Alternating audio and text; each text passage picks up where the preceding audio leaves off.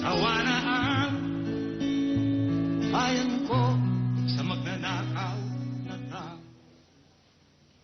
I'd like to introduce the persons with me.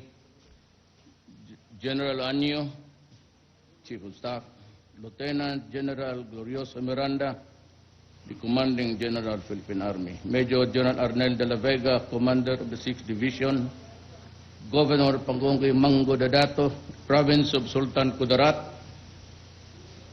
Colonel Bismarck Soliba, Brigade Commander, Police Chief Superintendent, Train, Regional Director, Police 12, the officers and the troops of the 1st Mechanized Infantry Brigade, my beloved countrymen.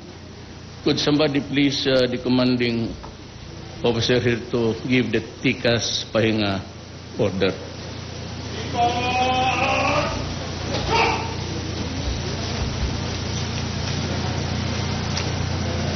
Meron akong speech. Alam mo, sayang naman kung hindi ko basang gumawa nito. I do not read speeches. But since it is part of our trouble at present, may I just read it? It is my pleasure to be here today as we honor and commend our brave men and women in uniform who selflessly risk their lives in the name of peace and freedom.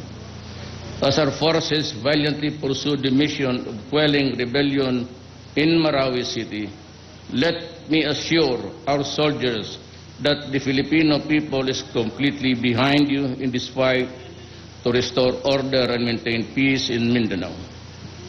I came here to personally recognize the valuable contribution of the first to neutralize the enemy.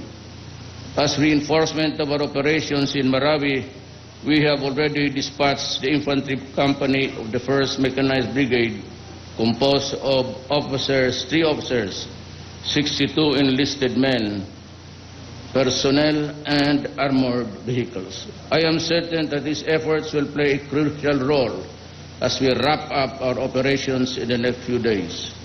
The experience of the 1st Mechanized Brigade in facing various threats, groups in Mindanao and Sultan Kudarat will greatly contribute to our efforts to completely crush the rebels hiding throughout the city. I also commend the men and women of the 1st Mechanized Brigade for your commitment in enforcing martial law within the parameters set by the Constitution.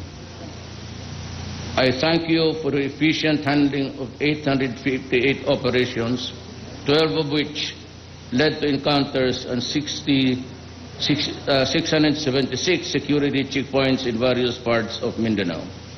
I also salute the personnel of the 1st Mechanized Brigade who gave the ultimate sacrifice in the line of duty. Let me assure you that I will see to it that the families of the 2 soldiers killed in action during operations last year will be attended to by the government. We are also processing the documentary requirements of the 18 soldiers who were wounded in action in various operations in the past 2 years, especially the 3 who just came from our operations in Marawi City. As we retake the beautiful city of Marawi from the clutches of the enemy, I call upon our troops to remain steadfast to protect our people. I ask you to never waver in your commitment, especially of terrorism, criminality, and insurgency. Let me commiserate with you for yung soldiers na sa kopya ko gabi sa briefer, may 3 na to, 2 sundalo. I agree with you, and I'd like to extend my condolences to the family of the brave men. You know, I'm the 2nd president of this republic to declare martial law. Much as I hate it, dalawa lang kami. At hindi maganda yan para sa akin because I would have wanted really peace for my country. Ayaw kong pumatay ng Pilipino at nasasaktan ako every time a Filipino is killed, whether he's an NPA, whether he's a Mindanao, Maranao, kasi kung maaari lang, mag-usap lang sana. And this is what I really wanted to do. Dito sa NPA, marami kasi silang drama. And every time that they make demands, it is as if they are the ones trying to bargain on a higher level para sila tuloy ang tigas. And in the beginning, I know that some of you were sad, maybe did not like it, but I am a president for peace. I am not a president, a wartime president. And so I did all that I could do. I called for a ceasefire first just to show our goodwill. Pati yung puso natin na gusto talaga natin mag-usap. But they all fouled it up. And to think na sila pa ang maghingi, na sila naman ngayon ang desperado makipag-usap. At no other time in the history of this country, beginning from maybe Mr. Marcos, na maraming nag-surrender ng NPA in droves and with firearms. Believe me, I've been mayor of the city of Davao for 23 years and ngayon ko lang nakita na mag-surrender marami at pati armas. Noon mag-surrender yan, pinapatay talaga sila ng mga esparo, sinusundan. But now, ngayon lang sa inyo, karaming nag-surrender dito, pati yung armas nakita ko. So I am again addressing myself to the NPAs. Kayong mga NPA, able-bodied, at kung mag-qualify kayo, both, hindi sabihin na kailangan ko ng bribe. Kayong mga sundalo sa New People's Army, kung gusto ninyong sumali sa gobyerno ko, I will take you in as soldiers of the country.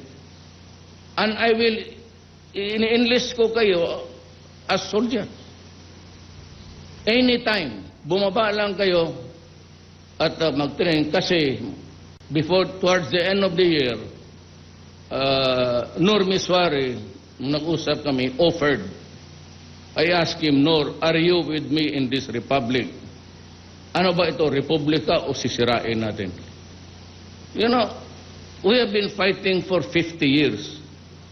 Lahat itong insurgency, yung Cotabato campaign, just about as the MN noon, then MI. Ngayon, usap lang, hindi natin ito sila kalaban. Because they are talking, and we would like just to talk. Sinor, mag-usap kami once makumpleto rin yung mga tao niya. Salamat. Tapos he offered to send 2,000 of his men. Ay, sabi ka tatay, wag muna. Wag muna, Nor, kasi I do not want, most of them, kayong mga, just got to be fighting na hindi nila makuha talaga to, imoro against imoro. Let us make them understand first what is this all about. But Sinor is passionate about the structure of federalism. Alam niya kasi sa Mindanao, halo na talaga. Alam nila yan. Na nandito na tayo. Kailangan yung Christians, pati yung mga Moro, talaga mag-usap tayo. Kasi ito ramihan dito, ako, I come from a mixed Maranao, Cebuano ang tatay ko. Ang nanay niya, Maranao. So galit talaga ako sa kanila, dyan sa Marawi na yan. Kung bakit yung mga Maranao, pinayagan yung mga tao, pinapapasok doon at manggulo and bringing a very corrupt ideology. Ang gusto gawin, patayan lang, tapos siraan. Yun lang ang gusto mo sa buhay. That is pure oppression. Eh tayo naman, bakit na may palugi?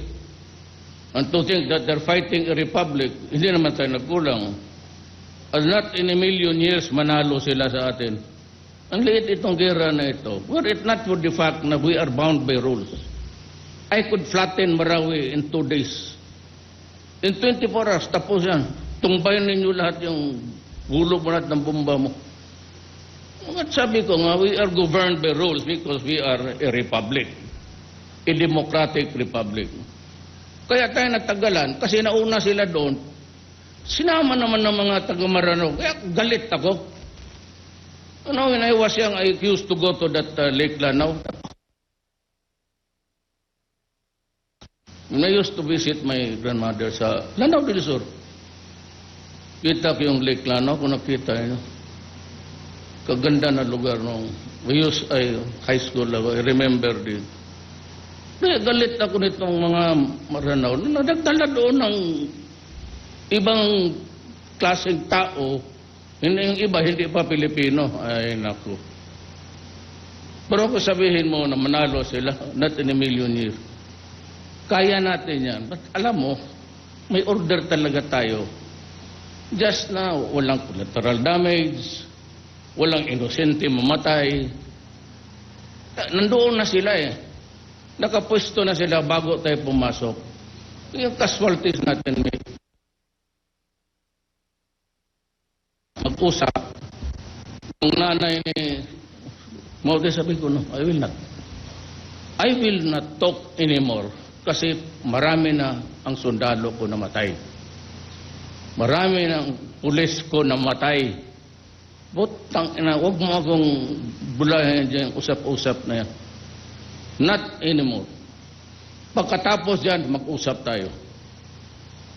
Right after, pag naubos sila lahat dyan, then I will talk to the new generation.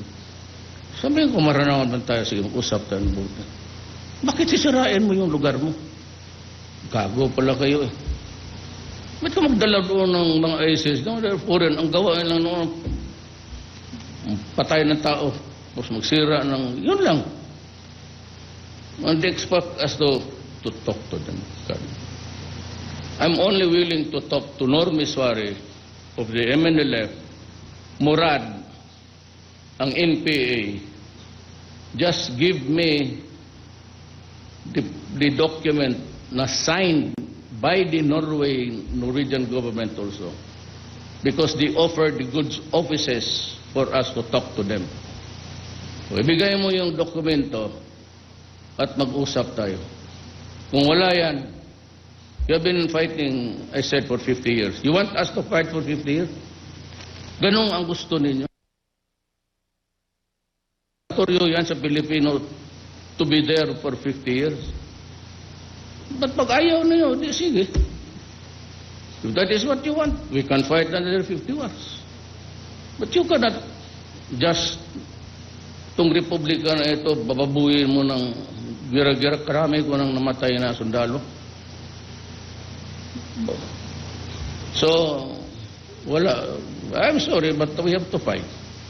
But kung sabihin mo, manalo talaga tayo. Karami natin. Wala man silang matanggi ang gano'n, walang truck. Maglakad pa sa bukid. Puro alimatok ang kumakapit sa katawan, mirise. Wala sila. This is just a disturbance. It's not really the entire Philippines. It's limited to Lanao. Dito yung mga NPA, ragtag naman. Mahilig lang kasi mag-ambos. Pero that's about it. Yung sinong sundalo dito may anak 4 o 5?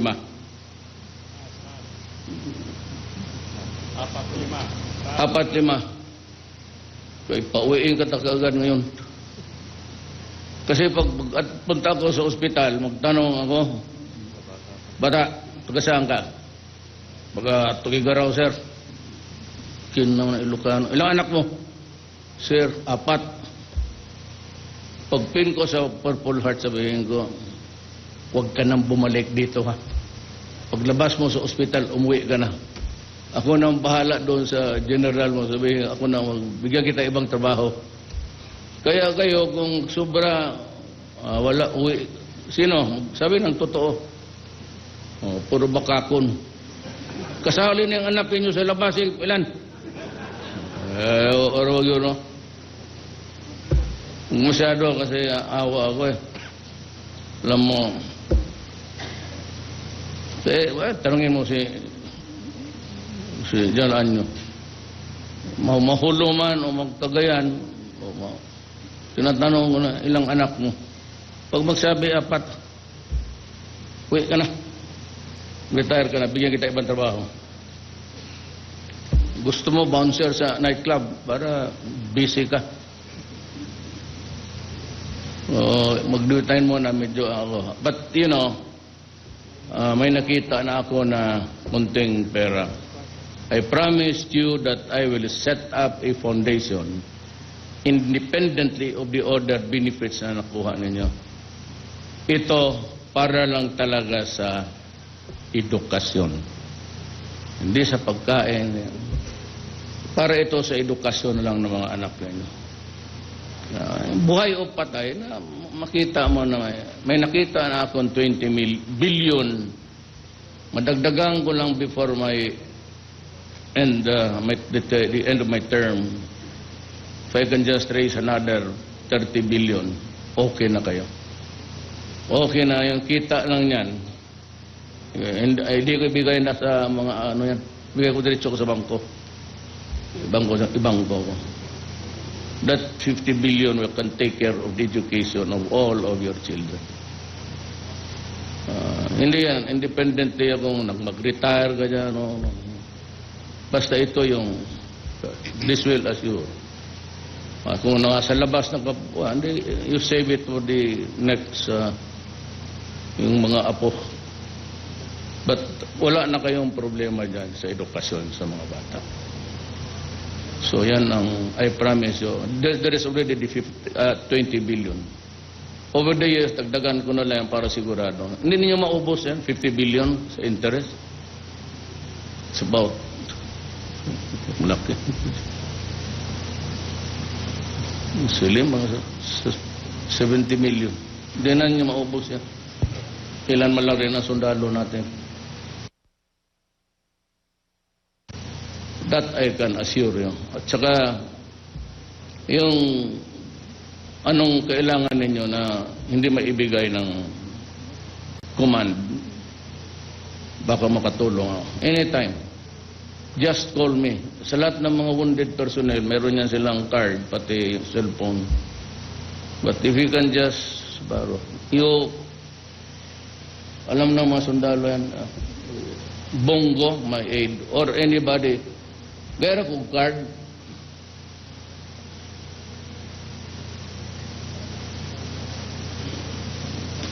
Yung card na binibigay ko. Kung ano mang problema ninyo, hindi nyo ma-solve. Kagaya na idemanda kayo dahil babae kayo, dalawang anak. Kung mademanda na kayo, bigami, huwag mo ka lumapit sa akin, kaya pareho ang kasalanan natin. Ito ito yung card, piluin ko. So, ito yung front, piluin ko. Ito yung tawagan nyo sa left. Ayan, si Bongo. Itong left, i-triangulo mo lang. Kung anong problema mo, tapos hindi kaya o kailangan mo ng tulong talaga, tawagan mo na ako. Pag wala ako, sabihin na busy ako, I'm not inside my office, I'm out in the field. Just leave me your name and your rank and yung unit ninyo, and I will call you. Clear? Clear? Lakasan ninyo. Clear? Kasi pag sabi siya, hindi ko nakalimutan lang numero. Kunin na lang ninyo, just scribble it for anything, for any reason. problema ka. Sa edad mong ganun, bata ka pa, pero ayaw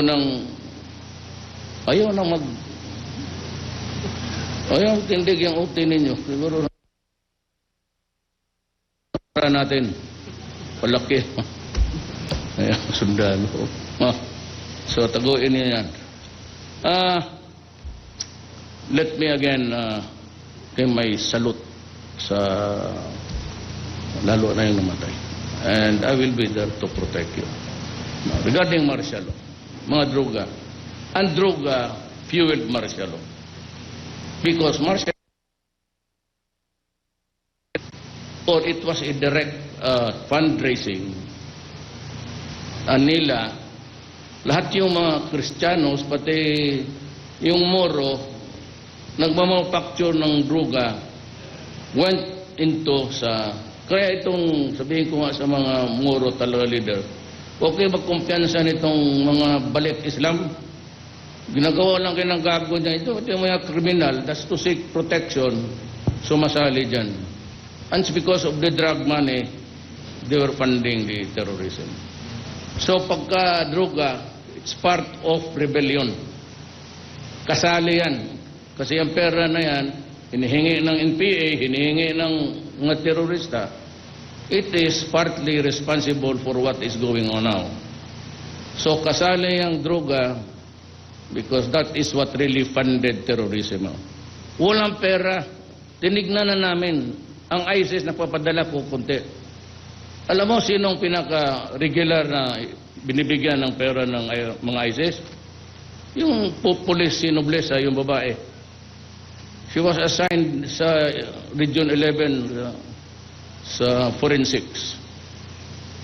Kita namin doon sa yung bangko, transmittal.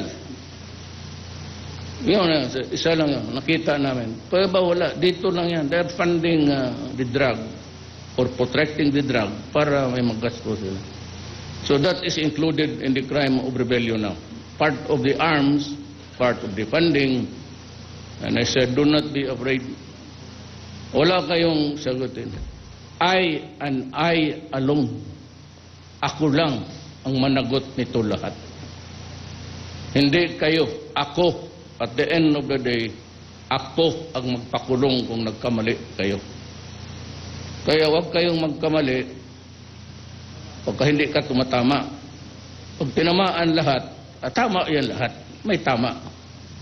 Ang mali, yung hindi ka makatama. So ako ang magsagot ng lahat ng tinatamaan ninyo. So just obey your commanding officers. Work hard. Do not die. Do not be shot at mabuhay ka. Mananalo tayo. Maliliit na bagay lang to. Very simple. We can, I said, if we are not a civilized nation, we can finish this war in 24 hours. But because of the soldiers,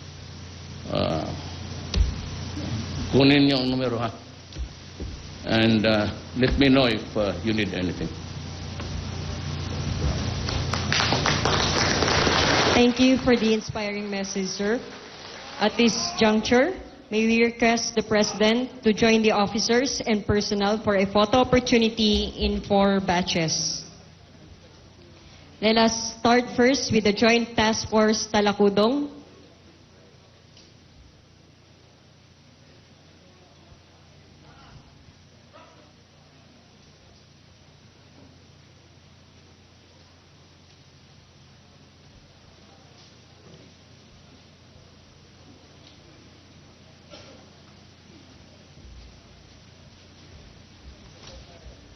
Next pose, the Kamao pose, sir.